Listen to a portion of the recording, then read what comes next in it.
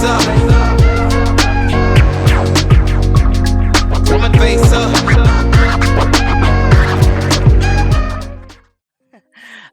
Welcome everyone to our first live voice AMA. We have Rugdoctor on the line. We have a set of questions. Oh, sorry, rebound or echo. Yeah, that was actually my end. Stanley. But we fixed it.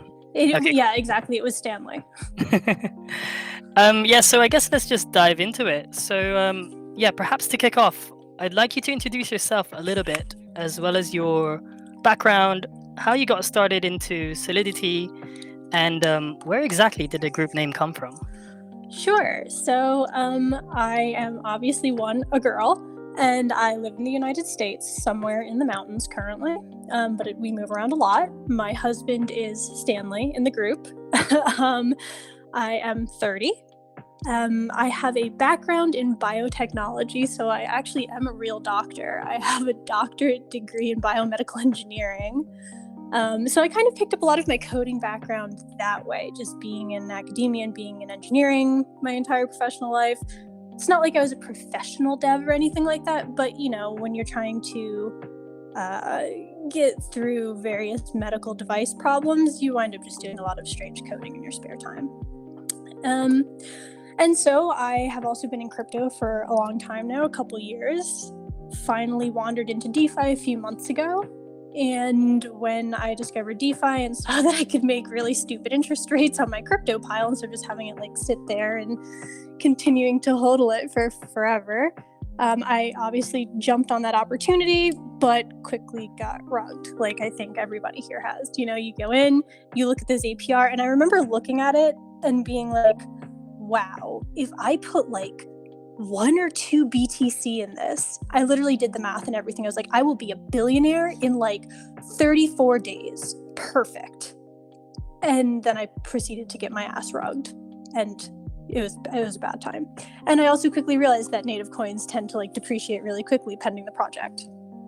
But after a few solid ruggings and losing a reasonable amount of my crypto, I was like, wait, hang on, you're not stupid. What is this shit even written in?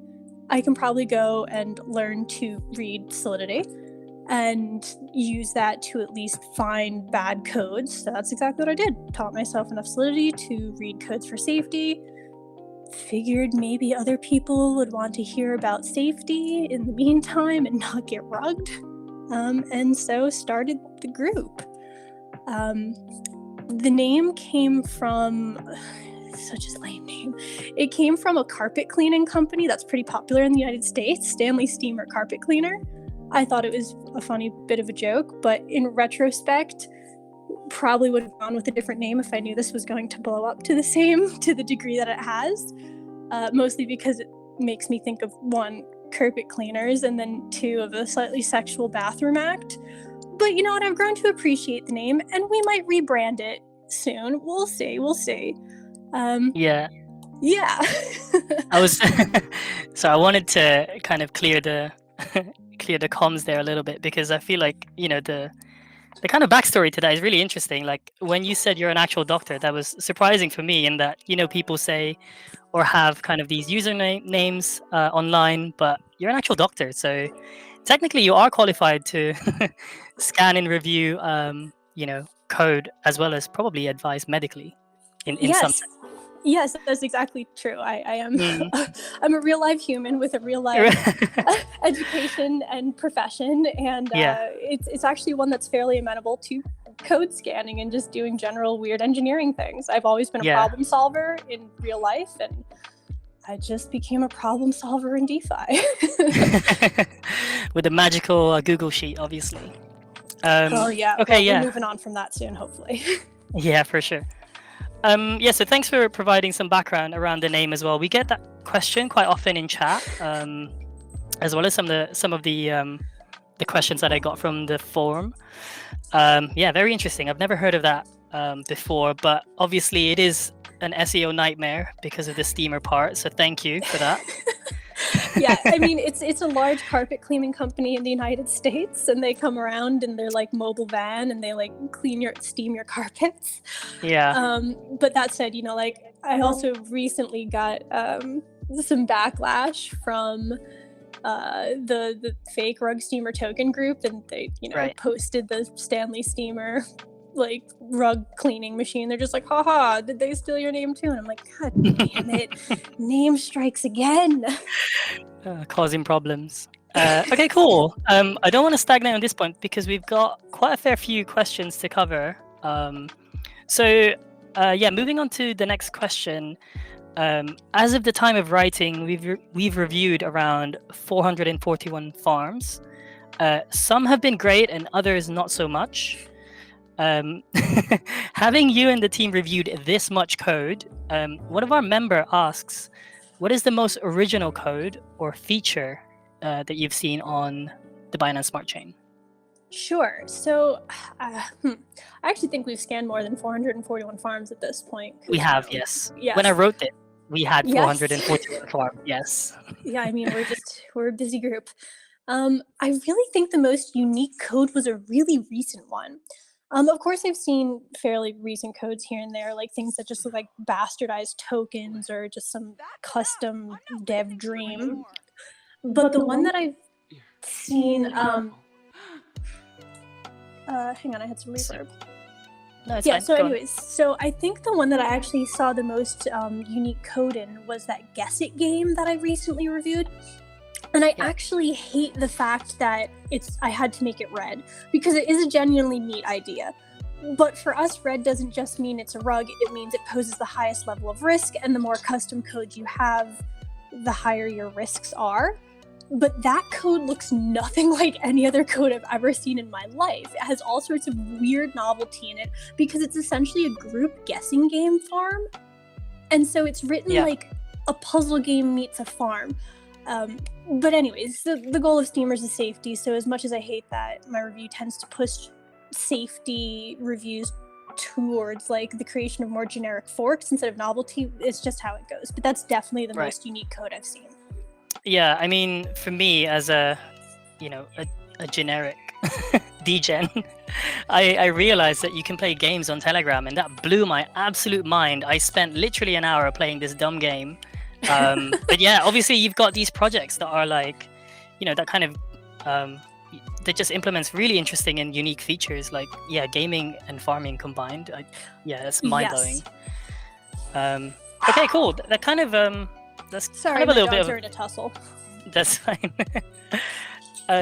There's kind of a little bit of a spoiler to the next question, because the next question is actually about your process around evaluating code and determining rugs. I was just wondering if you can expand on that a little bit.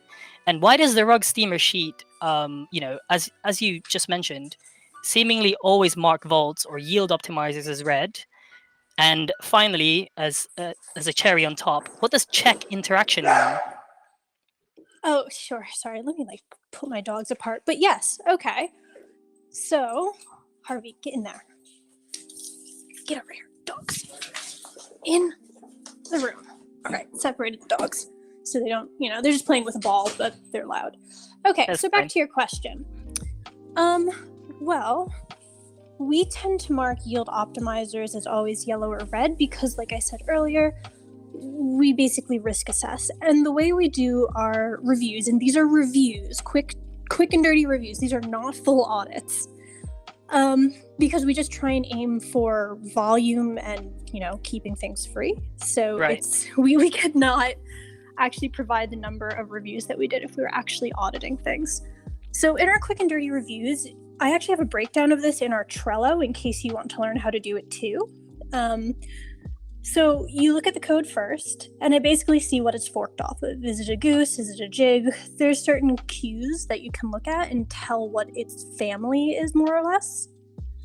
Then I make a diff checker of the new code, and I basically copy and paste both the master chefs, and I compare them. Diff checker is just a tool that shows you the differences between two lines of text.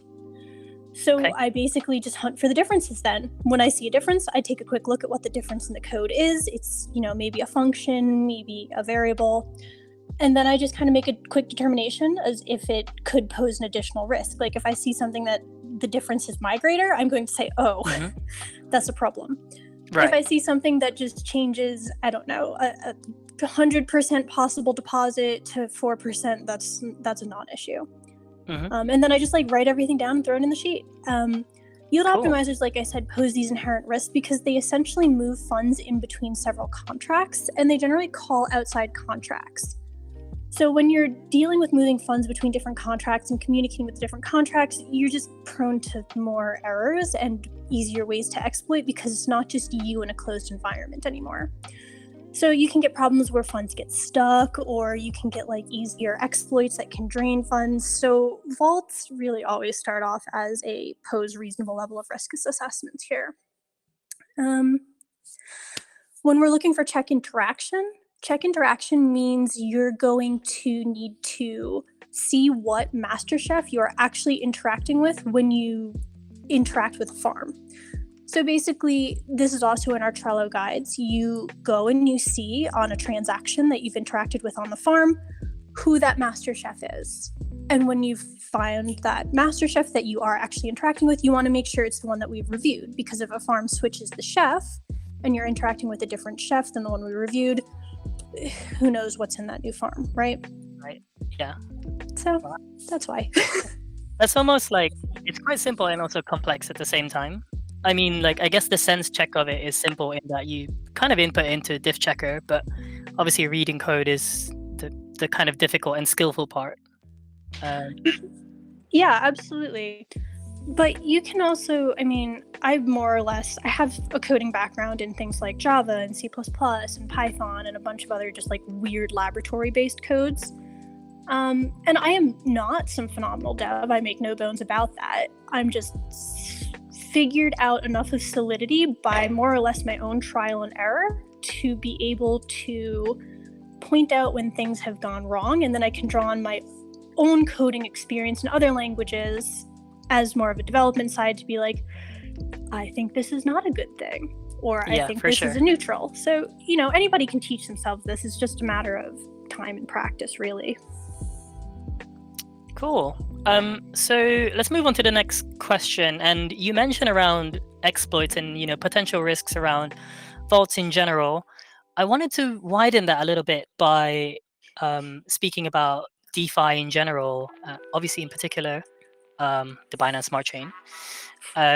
We saw, I know I just mentioned BSC, but I wanted to touch on Bitcoin as well. So in the last couple of days or in the last week, we saw Bitcoin hit 30K, bouncing back to the levels as it is now. I think it's just hovering at around 37K, and BNB as low as $274.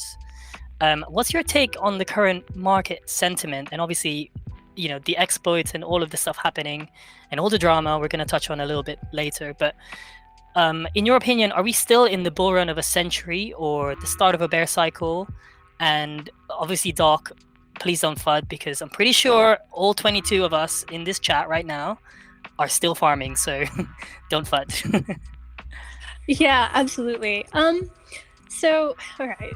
In the broader answer, I don't think we're leaving this big bull run of the century just because crypto in general is so young, right? It's so early in its adoption. I would be very suspicious that it suddenly just like went away and died. So I think it's going to continue more or less its big bull run for some time. But more on the details of what has happened recently. There's a superficial problem of just like, you know, Elon Musk tweeting all sorts of nonsense. The US government, you know, wanting to step in and regulate a little further. China also wanting to step in and regulate cryptocurrency further. That sort of stuff is going to cause bumps, but it's not going to take the whole market drastically down if the market and overall economic thrust is heading up or in some trend generally. However, these bumps always make people, especially newer crypto people, panic, which then causes more volatility. You get people thinking it's going to be a repeat of 2017, which we can talk about later in chat. I don't believe it is the same situation at all. Or people who are used to the stock market and only recently moved to crypto, suddenly they see BTC take its, 15% dive, and then they panic. The traditional market's also pretty closely tied to crypto these days with all the mainstream investment, and so stock markets are reacting to higher than expected inflation figures. this is going to push your overall downtrend, which, short-term panic just makes bigger. I don't believe anybody can truly do a short-term prediction of where crypto is going, but you can look at broader trends, and I think the broader trend is generally up. But if you're asking my more short-term opinion, the next step would be waiting to see what the Fed statement on inflation is going to be, because that should determine which way the traditional market is headed, and that will probably determine which way Bitcoin and crypto in general is probably going to go too. Because where crypto goes, basically it just follows Bitcoin. So if Bitcoin goes up, all the alts go up. If Bitcoin goes down, all the alts go down. Yeah, past performance obviously not indicative of future performance, but yeah, you sounded just like an economist there, which is very impressive. I was definitely not expecting that answer, so thank you so much. Oh, thank you. Yeah, I mean, I'm not some economic guru, but I guess but it's overall, from experience, right? Yeah, it is. I've been in this for a little while, and obviously I'm also in like the stock market and have a pretty broad portfolio in general. Right. So, overall, I would expect with crypto, I expect a rally and then a consolidation. There's really good volume on the charts, which destroys a lot of these bounces. I think this is just overextension. Because also, Bitcoin rampaged up to $64,000, right? And it started at like 8,000, 5,000 last year. So I mean, it's overextended. So you just add these traditional and global economic issues. It's just a casual run up. I think it's just a short-term dip in a longer bull market. It was just expected, 3K to 60K in 12 months. Pretty casual. That's crazy. So for me, I don't really panic. I've been in crypto a long time, and especially in DeFi with these interest rates, it just gives me time to hang out, build bags, build projects, and just, kind of bide my time. Crypto's volatile.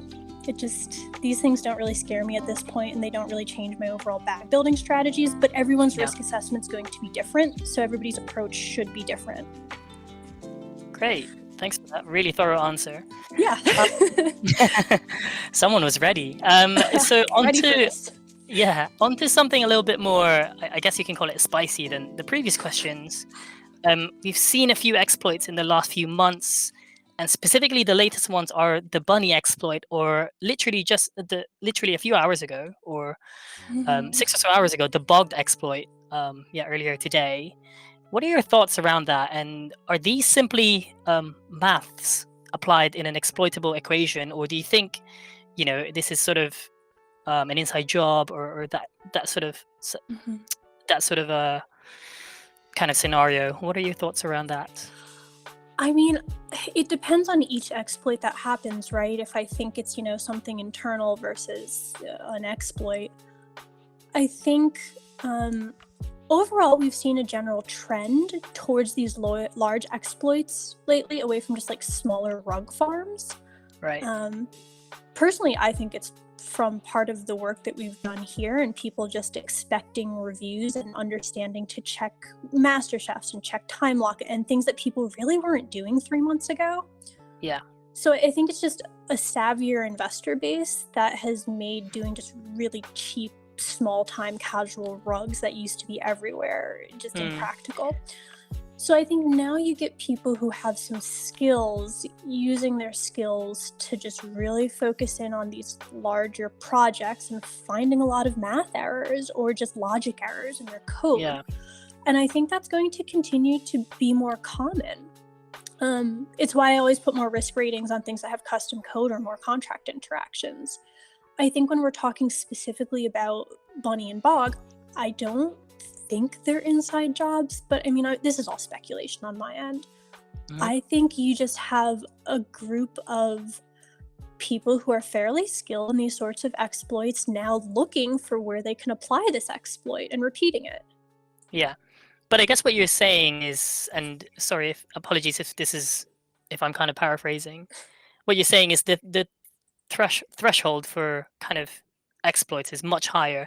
And the reason I say that is I think around about February time, when Goose was announced or kind of launched, time locks were like a big thing in my opinion, or from my very very young experience in DeFi. But now they're pretty common. Every farm basically needs to have one. And all these other safeguards that we have, I think people are much more vigilant now than they were before.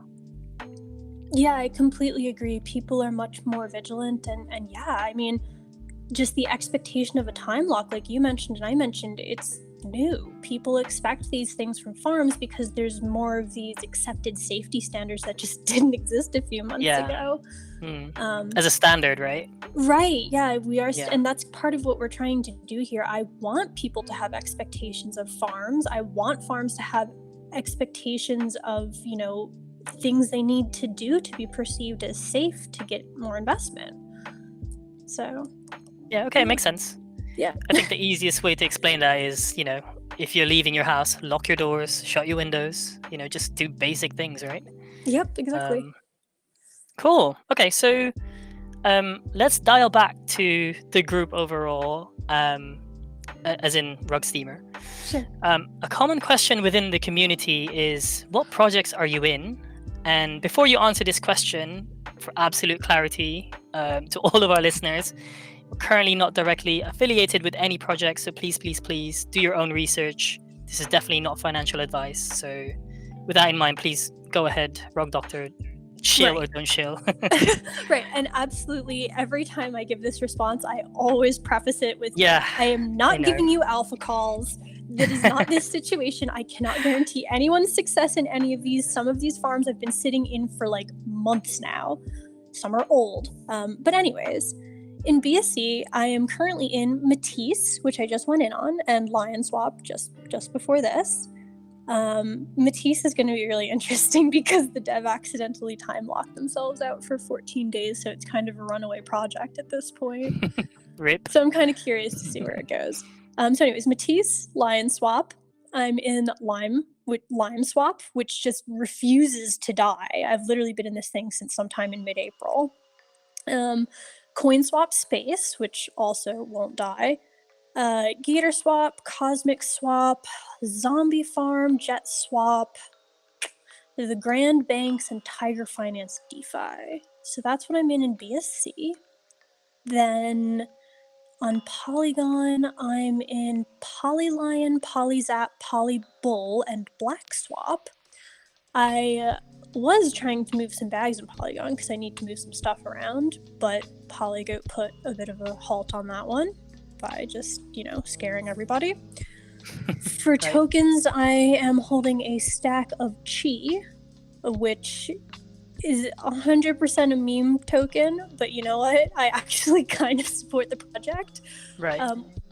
I'm not one for token plays, but that is I'm hodling my Chi, and I also picked up a stack of Bunny when Bunny went to hell.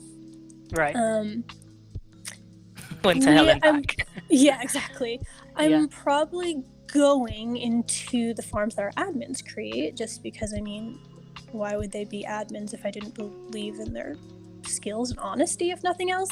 And again, this is not alpha calls, things, no guarantee of success, but when they launch, I'm probably going to go into Pulsar, and I'm probably going to go into bscfinance. I was big in Pulsar the first time with their original farm, so I'll probably be fairly big in beta. I did play natives on that one. I'll probably play natives on that one again. So yeah, that's what I'm in. Plus, I also hold things in cold storage and some things in blue chips. The boring stuff. Yeah, the boring things. But those are my more degen plays that you guys care about. Yeah, for sure. I'm pretty sure some people are furiously writing down what you're into. Probably. I was as well, but I was on mute, so that's my excuse. Okay, so I guess let's move forward to the next question. Having hit 5,000 members and growing, what are your visions for the group? And yeah, where are you basically taking us? There's a lot of talks about launching a farm, a Reflect token. You see this on chat a lot, and people.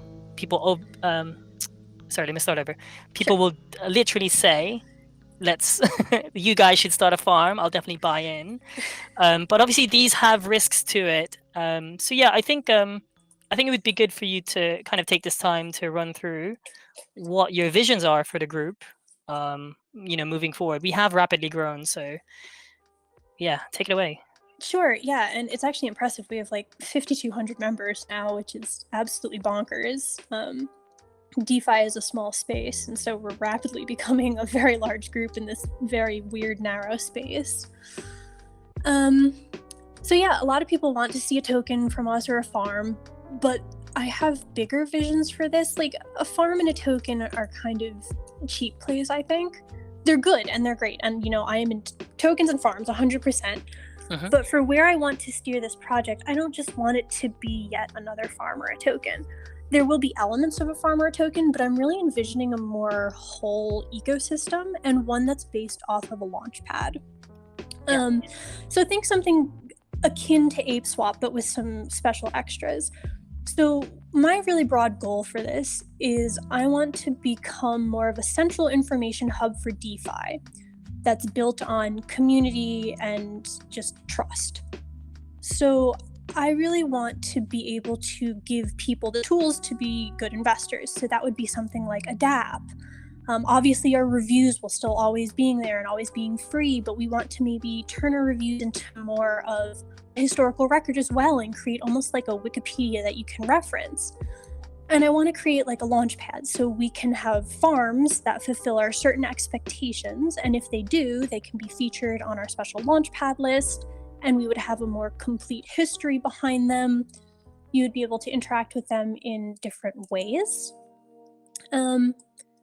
And so that's kind of where I see it going. And again, we're never going to stop our free and often random reviews. But, we might start to implement things that, use a token to increase like a voting system. So you make sure that I actually review your project soon instead of just trying to find time in my schedule to look at this. So when you get a free minute. Yeah. Right, exactly. So, we'll certainly have probably a token. We'll probably have some sort of a swap going on. But really, I see this being as more of an information repository and just tools to enable better investment.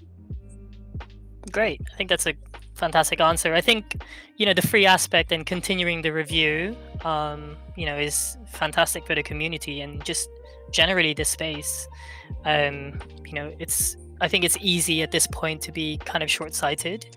And, we start charging extortionate amounts for reviews or whatever. But I think, keep running on that donation system for now, and kind of taking things slow, basically, in terms of that aspect. I think that's a good step. And I think the community agrees, obviously. Yeah. Sounds good. So yeah, And just to clarify, no safe moon forks. No safe moon forks. And I mean, just personally, I will never directly profit off of a review that I give. Reviews will always be free and accessible. I will always follow the same standards I expect in other projects. My big goal is just broad, fast community safety for the most. Great. Cool. So let's move on to something a bit more fun, because the last few questions have been quite intense. Hopefully we still have listeners tuned in. There are rumors that you have some weird obsession with ergonomically designed bathrooms, specifically smart toilets and heated toilet seats. So tell me, Doc, did you have many friends in school, or is this some sort of midlife crisis? Is this something Stanley agrees with, or? Stanley is 100% the one who's behind a lot of these weird moves. But I mean, well, one way to blow up my cover. Geez, I send you one video and you blow it up for the public.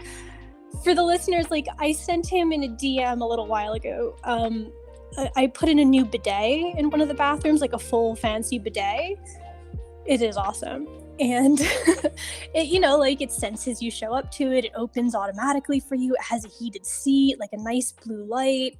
It, water fans, nice heated fan. It's a robot. It's a robot toilet. You get off and the lid closes and it auto flushes for you. It's really brilliant. So, I mean, I just appreciate a comfortable bathroom experience. Wow. I mean, I have a real job, and I obviously do a lot of DeFi, but we also buy and renovate houses as kind of a hobby side hustle. And I just personally get into bathroom design. I mean, I love a luxurious bathroom experience. I'm going to spend a reasonable amount of my life sleeping and shitting, basically, right? Wow. I can't get around those two. So I care deeply about the quality of my bed and the quality of my bathroom experience. And I think I was a pretty well-adjusted child. But, you know, I don't know, maybe I have some unexplored trauma that shows up in my bathrooms, especially, like, obsession. Yeah, let's check that with your psychiatrist. But great, thanks for that. I think that's quite a fun question. Let's move on swiftly. However, I think based on your last AMA with Chi, I think, and obviously you've shared this a few times in the chat. I wanted to talk a little bit about your cat, and for those people that don't know, the Rug Doctor has a cat that is potty trained. Can you take us through that potty training process, and should we call animal abuse now or later? Yeah, pretty sure that's illegal, but yeah. This also loops into the bathrooming experience, right? So, I mean, I love my cat. She's absolutely wonderful, like sweet, well-adjusted. She's everything you want a cat to be. But, you know, like every cat uses the litter box, and the litter box is absolutely the most wretched experience, like part of owning a cat. You have to scoop the box. It smells like poop. There's like litter around the house that like you just step in inevitably. So I tried like every litter box known to mankind, and some work better than others, but none of them really solve the issue entirely. I saw a video of somebody else's cat using a toilet, and I thought that was the most brilliant solution I've ever seen. Right. So once we went into pandemic quarantine lockdown and there was a lot of time, you know, I figured I should give myself some pandemic goals, and other than just, you know, doing an at-home workout, I could toilet train the cat. So we did. Okay. The way that I did it is there's this little kit you can buy online called the City Kitty, and it basically looks like a bedpan, and you basically stick this thing in your toilet seat, you put litter in the middle of it, you take away the cat's litter box, and you basically show the cat where their new toilet litter box is. Right. And they just get used to like hopping on the toilet and using the box up there. And then you punch a hole in the middle once they're comfortable with that. And then you just slowly make the hole bigger and bigger until the cat's just going to the bathroom in the toilet. And then you take the pan away entirely and the cat uses the toilet. Wow, okay. You'll be pleased to know we haven't lost anyone in that two-minute speech that you just had about your cat using the toilet. Does it flush as well? I'm actually really curious. So, no, the cat... Obviously not. That's the downside. I actually know somebody who appears to, on YouTube, have trained their cat to like flush after themselves. You are joking. No, I need video proof. I'll send it later.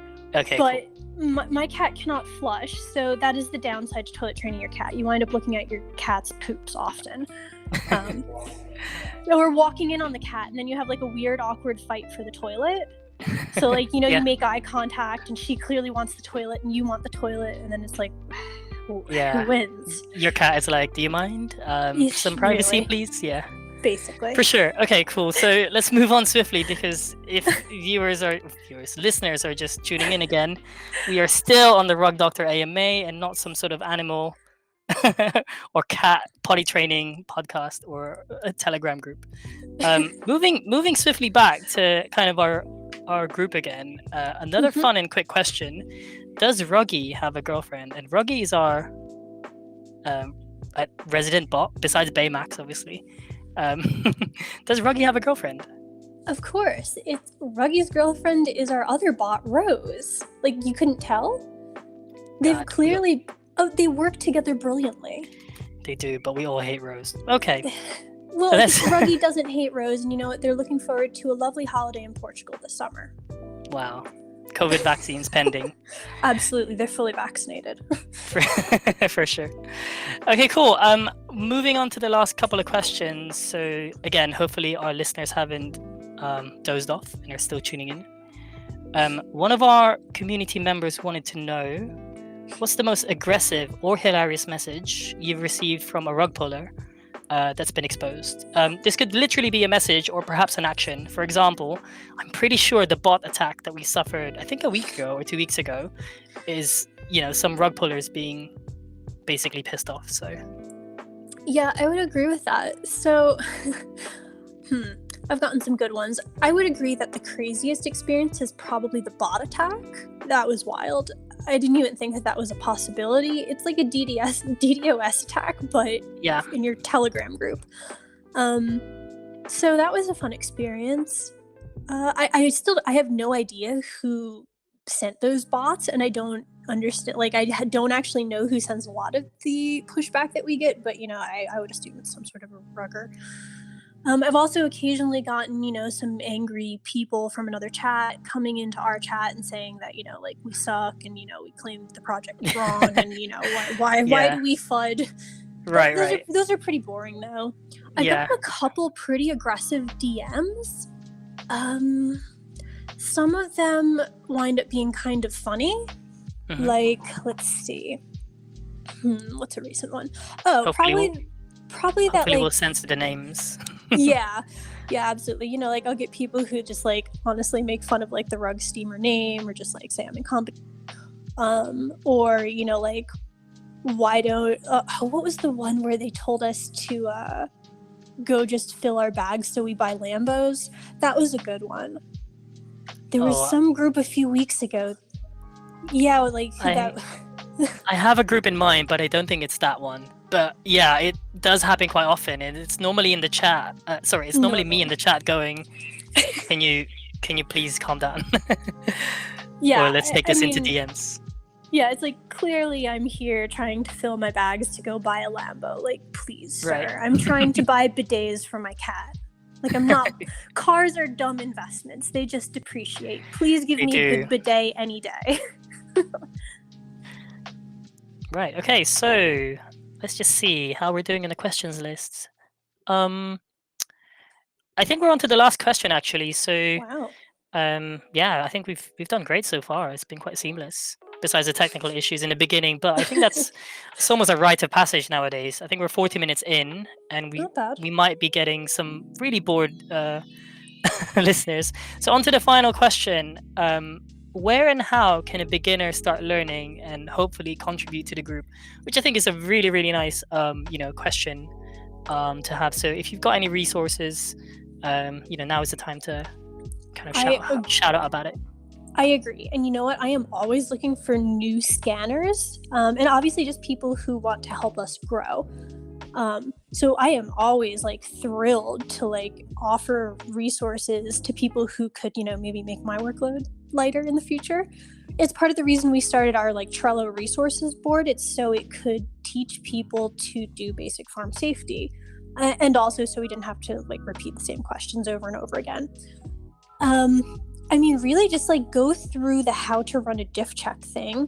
If you don't come from a coding background, I would suggest taking, like, a really quick crash course in, like, I don't know, Python or Java, or just some really basic language that has a lot of resources for it, because Solidity does not have that many resources for it. It's kind of a weird niche language.